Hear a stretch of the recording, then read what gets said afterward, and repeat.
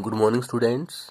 This is class 8th Geo, chapter 6, Human Resources, and today is going to be our second class on this chapter.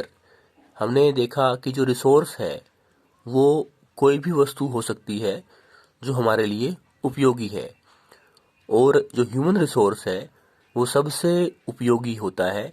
इसलिए human resource को एक विशेष प्रकार का resource, special kind of resource या superior kind of resource कहा गया है, क्योंकि व्यक्ति ही तो होता है जो और वस्तुओं को उपयोगी बना सकता है। जिस तरह से संसाधन, वो मिनरल हो सकते हैं, वो पानी हो सकता है, वो किसी एक स्थान पर सीमित नहीं है।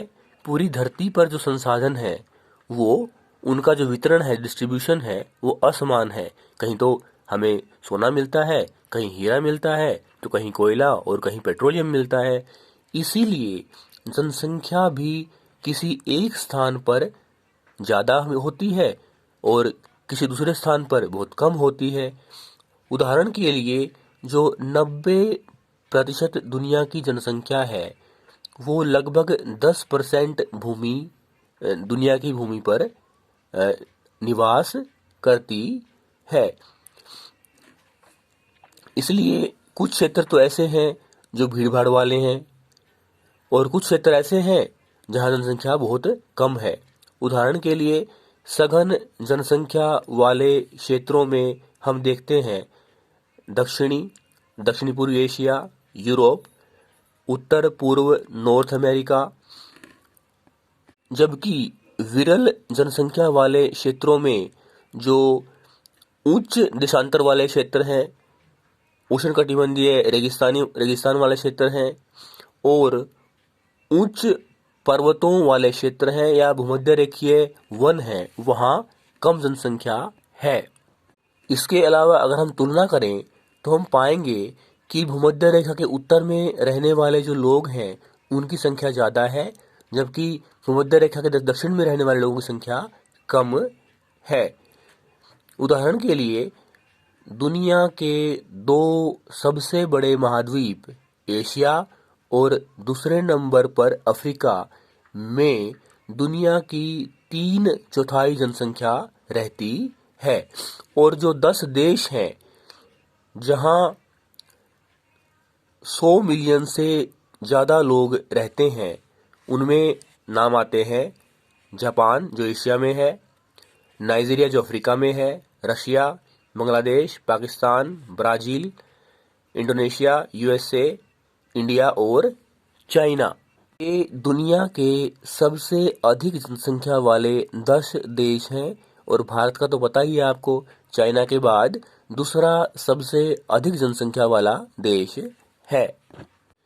1 स्क्वायर किलोमीटर यानी 1 वर्ग किलोमीटर में रहने वाले लोगों की संख्या को उस स्थान की जनसंख्या घनत्व या पॉपुलेशन डेंसिटी कहा जाता है। दुनिया की जो औसतन पॉपुलेशन डेंसिटी है वो 45 व्यक्ति पर स्क्वायर किलोमीटर है। दक्षिणी मध्य एशिया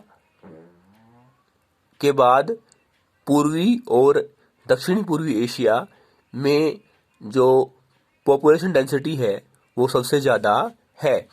इसके अलावा वो कौन कौन से घटक हैं, वो कौन कौन से फैक्टर हैं जिनके द्वारा जनसंख्या का जो वितरण है वो इतना असमान है, अनइवन है।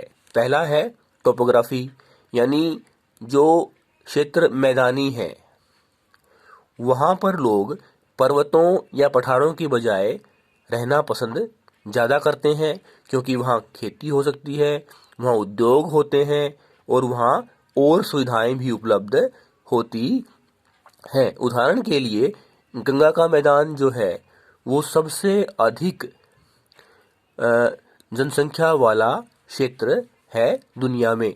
इसके अलावा जो पर्वतीय क्षेत्र है, जैसे एंडीज है, एंडीज माउंटेन रेंज जो दक्षिणी अमेरिका महाद्वीप में है, और एल्प्स है जो यूरोप में है, और हिमालय जो एशिया में है, वहाँ बहुत कम जनसंख्या में लोग रहते हैं।